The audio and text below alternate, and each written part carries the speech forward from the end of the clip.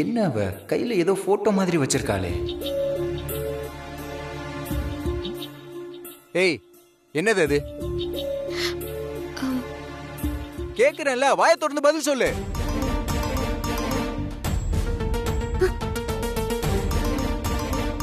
இதெல்லாம் யாரு உன்னை ரெடி பண்ண சொன்னது? இந்த கல்யாணமே ஏன்டா ஆச்சுன்னு நான் பாத்துக்கிட்டு இருக்கேன். இதுல போட்டோ போட்டு வெறுப்பேத்துறியா? இல்ல, நான் ரெடி பண்ணல, மீனாட்சி தான் ரெடி பண்ணா. மீனாட்சி மீனாட்சி மீனாட்சி, அந்த மீனாட்சியை வச்சு எல்லா காரியத்தையும் சாதிச்சிரு. புடி, இந்த போட்டோ ரொம்ப அவசியமா? இப்ப அப்ப மனசுல கொதிச்சுக்கிட்டு இருக்கா, உனக்கு போட்டோ கேக்குது. இல்ல, மீனாட்சி தான். திரும்ப திரும்ப அவ பேரையே சொல்லிக்கிட்டு இருக்காத. உனக்கு சுய புத்தி இல்ல? இங்க பாரு, உன் மனசுல என்ன திட்டம் இருக்குன்னு எனக்கு நல்லா தெரியும். அது நிறைவேறவே நிறைவேறாது. பாக்குறேன் எவ்வளவு நாளைக்கு தான் இப்படியே போகுது நானும் பாக்குறேன். என்ன முழிக்கிற? போ இங்க இருந்து.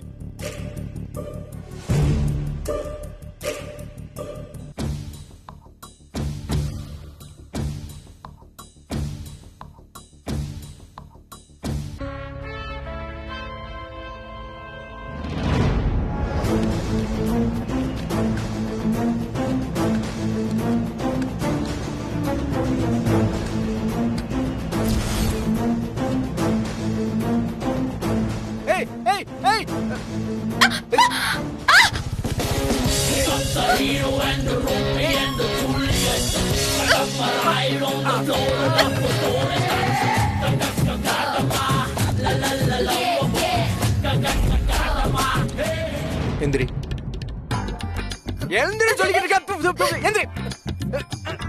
அறிவு இருக்கா உனக்கு? இதுல உனக்கு தேவை? உனக்கு ஆளையும் மூஞ்சியும் பாரு. உன்ன காலங்காத்தால வந்து டென்ஷன் ஏத்தி விட்டுட்டு இருக்க. மூளை இருக்கா இல்லையா உனக்கு? ஹேய் ஹேய் ஹேய், இப்ப எதுக்கு நீ தேவையில்லாம சிரிச்சிட்டு இருக்க? என்னாச்சு உனக்கு? லூசா நீ? சார், அது போதும், உன் விளக்க எல்லாம் போதும். தயவு செஞ்சு என்ன இரிட்டேட் பண்ணாத. இல்ல, புரியுதா? நான் கிளம்புறேன். ஐயோ சார், ஒரு நிமிஷம் போகாதீங்க, சொல்றத கேளுங்க. ஆபீஸ் போறத போகாதன்னு தடுப்பியா நீ? அபசகுணமா பேசுற. இப்போ உனக்கு இதே வேலையா போச்சுல? இல்ல சார். பேசாத பேசாத. பை. சார் சார்,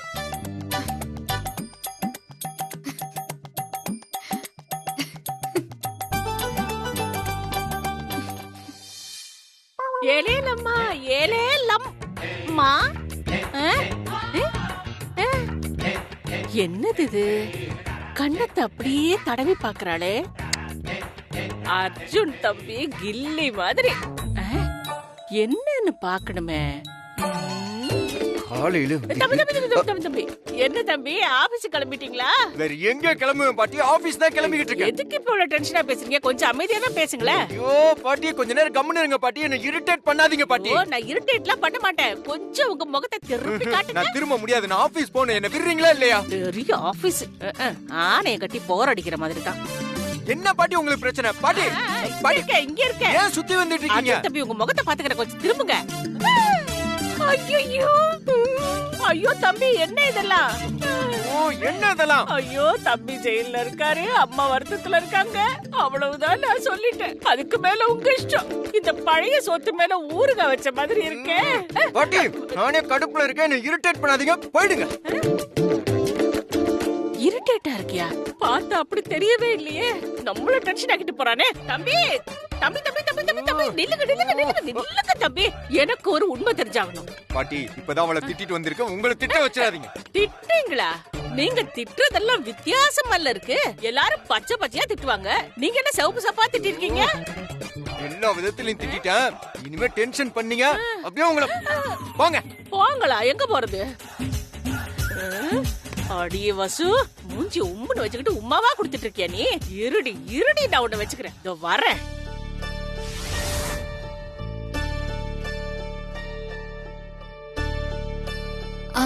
வா நட்சத்திரா. நான் இன்னைக்கு ஆபீஸ் போறேன். உங்களுக்கு எதுவும் மன வருத்தம்லாம் இல்லையே? சச்சா, அதெல்லாம் எதுவும் இல்ல. ஆக்சுவலா உன்னை ஆபீஸ்க்கு வர சொல்லி வேலை கத்து கொடுக்கணும்னு நான் ரொம்ப நாளா நினைச்சிட்டு இருந்தேன். ஆனா அதுக்கான சந்தர்ப்பம் அமையல. இல்லக்கா, நீங்க பாத்துட்டு இருந்த வேலை, அதனாலதான் கேக்குறேன். அதைத்தான் இனிமே நீ பார்க்க போற.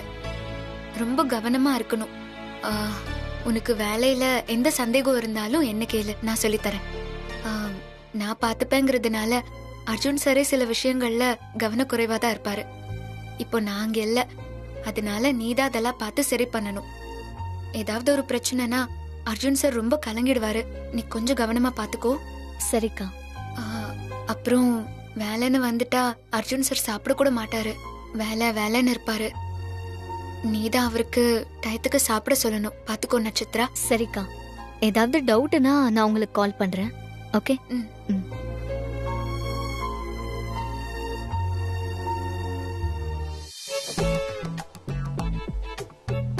சார் வணக்கம் சார். எதுக்கு சிரிக்கிறீங்க? இல்ல சார், அது வந்து உங்க ஒழுங்கா வேலையை பாருங்க. காலையில சிரிச்சுக்கிட்டு இரிட்டேட் பண்றாங்க.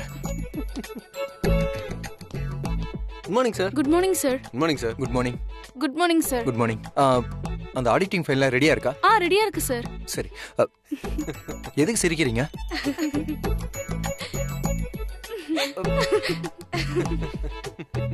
என்னாச்சு உங்க எல்லாருக்கும்? ஏன் சிரிச்சுட்டே இருக்கீங்க லூஸ் மாதிரி? எல்லாம் உட்காருங்க, வேலையை பாருங்க. லூஸ் மாதிரி சிரிச்சுட்டே இருந்தீங்க, எல்லாரும் வேலையை விட்டு தூக்கிடுவேன். உத்தமன்ட்ட அந்த ஃபைலை கொடுத்து அனுப்புங்க. Okay sir. Idiots. Madam, sir ஆபீஸ்க்கு அனுப்புறப்போ முத்தம் கொடுத்து தான் அனுப்புவாங்க போல. அதையும் நீ தொடைக்காம வந்திருக்காரு. கவனிச்சிருக்க மாட்டாரு. வர வர ஆபீஸ்ல டிசிப்ளினே இல்ல. ஆளுக்கால் பார்த்து சிரிச்சுக்கிட்டு இருக்காங்க. ச்சே. தம்பி, வாங்க உத்தமன். தம்பி, ஐடி ஃபைல் ரெடியா இருக்கு, ஒரு தடவை செக் பண்ணிக்கோங்க.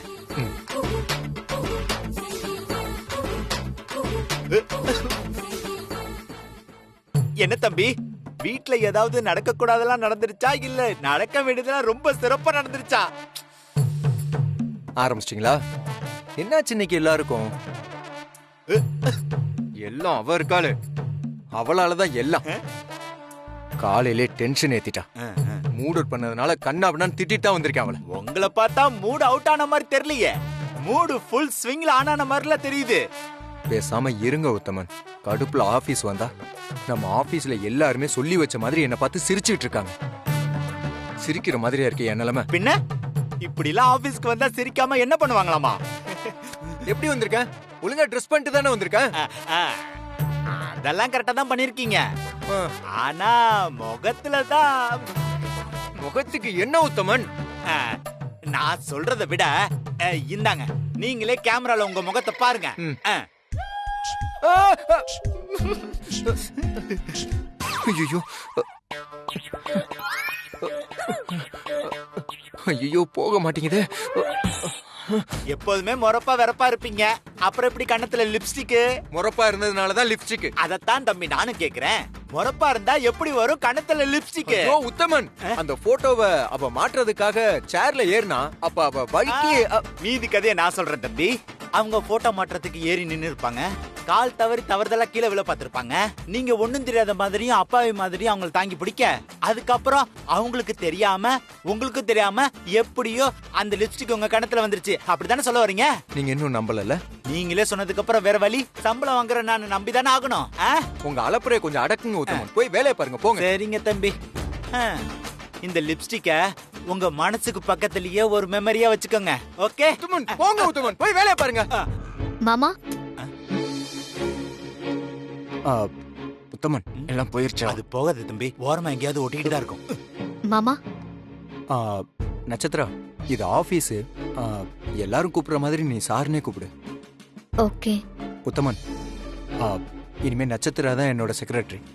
அவளை எல்லாருக்கும் அறிமுகப்படுத்தி வைங்க. அப்புறம் இங்க என்னென்ன ஒர்க் இருக்குன்னு எல்லாத்தையும் சொல்லி கொடுங்க. சரிங்க தம்பி, வாங்க.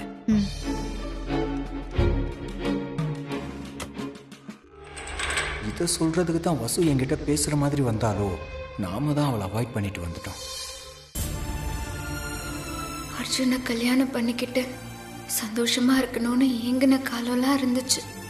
ஆனா அந்த ஆசை இப்போ நிறைவேறிடுச்சு. ஆனா அந்த சந்தோஷத்தை அனுபவிக்க முடியாத ஒரு சூழ்நிலை.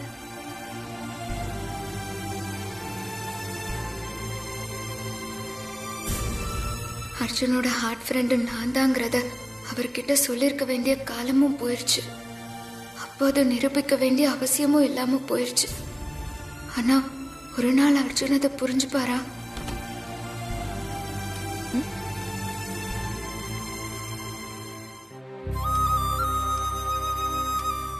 அக்கா வா மீனாட்சி. என்னக்கா ரொம்ப யோசனையா இருக்கீங்க? நாளாக நாளாக பெரிய தப்பு பண்ணிட்டேன்னு மனசு கிடந்து அடிச்சுக்குது மீனாட்சி. நடந்ததும் புரியாம நடக்க போறதும் தெரியாம மனசுக்குள்ள ஒரு போராட்டமே நடந்துட்டு இருக்கு. எந்த கோணத்துல பார்த்தாலும் நான் செஞ்சது நியாயமாவே படல. இனியா செத்து போனது ஒரு விதமான ஆக்சிடென்டா இருந்தாலும் அதுக்கு காரணம் நான் தானே. நடந்த விபரீதத்தை உணர்ந்து நான் நில குழஞ்சு நிக்கிறப்போ என்னோட மனச மாத்தி ஆனந்த் என்ன வேஷம் போட வச்சிட்டாரு. அந்த நிமிஷம் அவரோட பார்வையில அவரு சொன்ன விஷயங்கள் அப்ப எனக்கு சரியா பட்டுச்சு. ஆனா அது எனக்கு நியாயமா படல. நான் கல்யாணத்துக்கு சம்மதிச்சிருக்கவே கூடாது. அதான் நான் பண்ண பெரிய தப்பு. என்னக்கா நீங்க திரும்ப திரும்ப ஒரே விஷயத்த பேசிட்டு இருக்கீங்க? என் மனசுல இருக்கிற குற்ற உணர்ச்சி என்ன அந்த மாதிரி பேச வைக்குது மீனாட்சி. அர்ஜுன் என்னை ஏத்துப்பாருங்கிற நம்பிக்கை எனக்கு நாளுக்கு நாள் குறைஞ்சிட்டே வருது.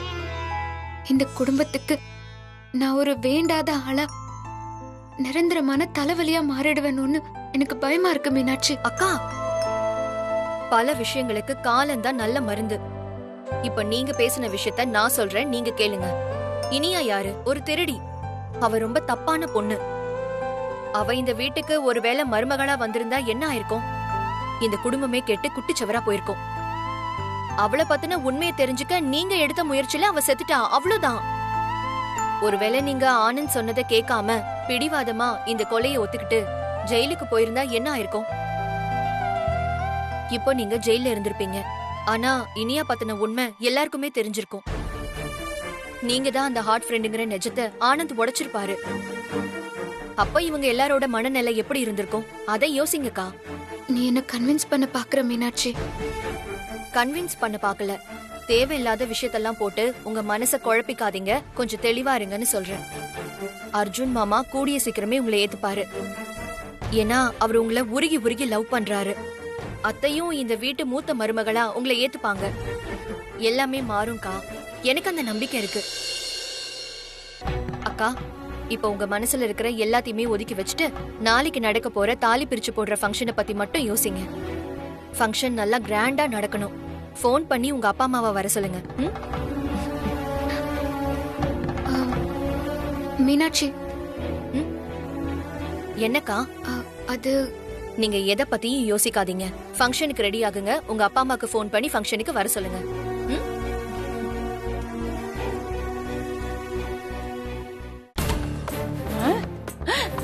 என்னது இது? இவ்ளோ விஷயம் இந்த வீட்ல நடக்குது, ஒரு ரியாக்ஷன் கொடுக்காம இருக்குது. ஐயோ ஐயோ ஐயோ ஐயோ, பாவக்கால பணியாரம் செஞ்சு கோவக்கால குழம்பு வைக்கிறாளே அந்த மீனாட்சி. என்ன வசுபாட்டி, வேணாம். இனிமே அந்த பேரை கூட நான் சொல்ல மாட்டேன். நான் இனிமே உங்களை வெறும் பாட்டின்னு தான் கூப்பிடுவேன். ஐயோ, வெறும் பாட்டி கூட வேண்டாமே. இப்ப என்னதான் இருந்தாலும் உங்களுக்கு எனக்கும் கிட்டத்தட்ட ஒரே வயசுதான் இருக்கும். கொஞ்சம் கூட குறையே இருக்கும். என்ன நீங்க பட்டு புடவையில மினிக்கிட்டு அழகா இருக்கீங்க, நான் வெறும் வாயில் புடவையில சாதாரணமா இருக்கேன், அவ்வளவுதான். என்ன விஷயம்னு சொல்லுங்க பாட்டி. அந்த மீனாட்சி விளங்காதவளுக்கு விளக்கு மறைய கதின்னு அந்த வசுவை விட்டு தள்ளாம கூட்டி கூட்டி வச்சு நல்லா கும்மால அடிச்சிட்டு இருக்கா. ஏதோ தாலி பிரிச்சு போடுற ஃபங்க்ஷன் நடத்த போறாளாமே. ஆமா ஆமா, காலையில சாப்பிடும் போதே சொன்னனே.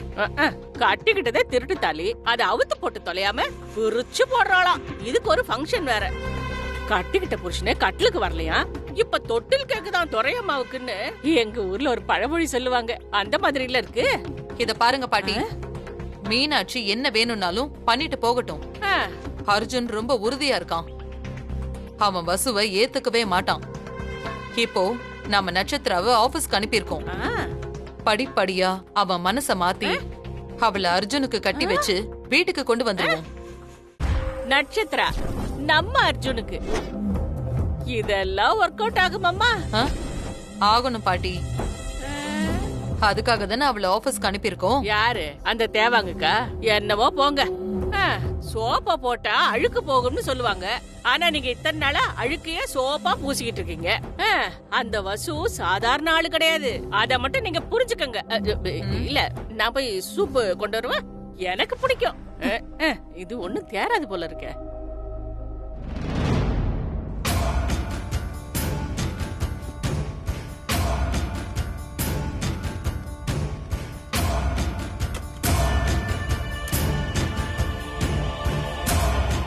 சார் வாங்க ரஞ்சித், உட்காருங்க. இல்ல பரவாயில்ல சார். என்ன விஷயம்? சார் அது தயங்காம சொல்லுங்க ரஞ்சித். நான் தான் உங்ககிட்ட அன்னைக்கே சொன்னேனே.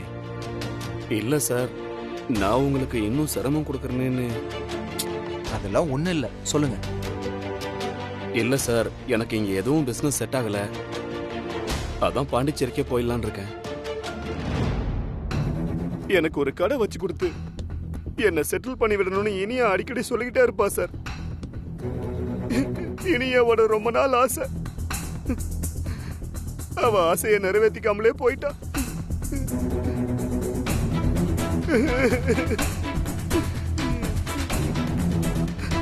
ரஞ்சித், ரஞ்சித் அழாதீங்க ரஞ்சித். இப்போ உங்களுக்கு என்ன வேணும் சொல்லுங்க.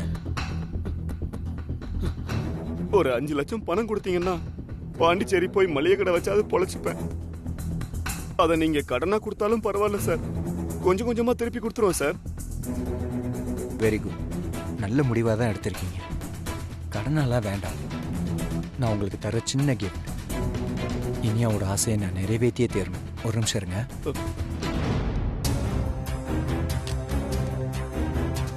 உத்தமன், சொல்லுங்க தம்பி. நட்சத்திர செக் புக் எடுத்துட்டு வர சொல்லுங்க.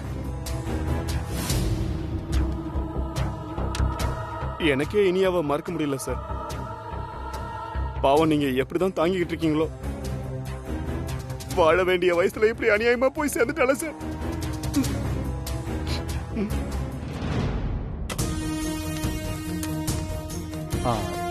இவருக்கு ஒரு 5 lakhsக்கு செக் போட்டு கொடுத்துறேன். என்ன பேர்ல போடணும்? ரஞ்சித். ரஞ்சித்மா.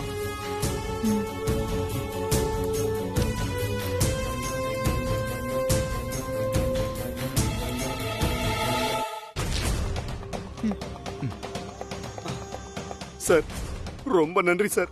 இந்த உதவியை நான் மறக்கவே மாட்டேன் சார். கடைக்கு உங்க பேர் தான் சார் வைக்க போறேன். இனியா பேரையே வைங்க, அதான் சரியா இருக்கும்.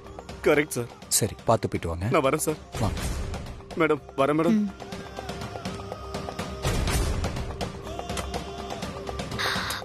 இவரு இனியாவோட தாய் மாமா தானே? ஆமா. அவருக்கு எதுக்கு நீங்க செக் கொடுக்குறீங்க? பாண்டிச்சேரியில் ஏதோ கடை வைக்கணுமா, அதான் ஹெல்ப் கேட்டாரு. இனியாவுக்காக நம்ம இதெல்லாம் பண்ணி தானே ஆகணும். ஏதாவது ஒரு வழியில நடந்த தப்புக்கு பரிகாரம் பண்ணி தானே ஆகணும். நீ போய் உன் வேலையை பாரு.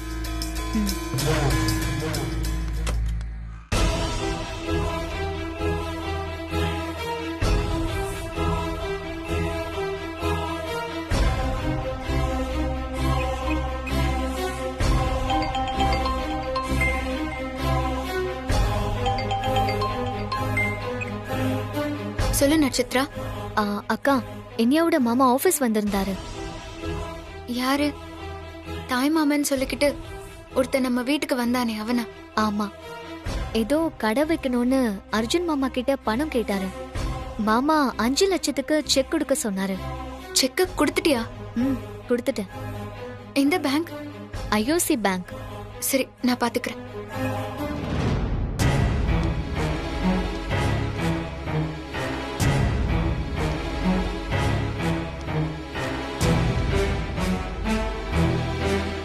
கையில காசு, வாயில தோசை. கையில செக்கு, இனிமே எப்பவுமே கிக்கு. இந்த செக்கு 5 லட்சம் ரூபா பணமா மாத்திட்டு ஊரை விட்டு எஸ்கேப் ஆயிடணும். ஓ, நினைச்சப்பெல்லாம் வந்து பணம் வாங்கிட்டே இருக்கலாம் போல இருக்கே.